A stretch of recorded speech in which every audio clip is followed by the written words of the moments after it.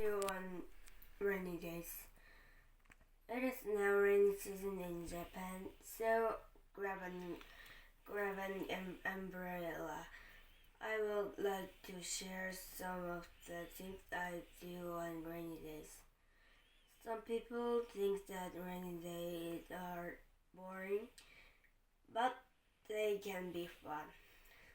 What I want to do on rainy days is to grow, sing, do homework, and watch TikTok and YouTube at home. I rarely go out or shoot video at home.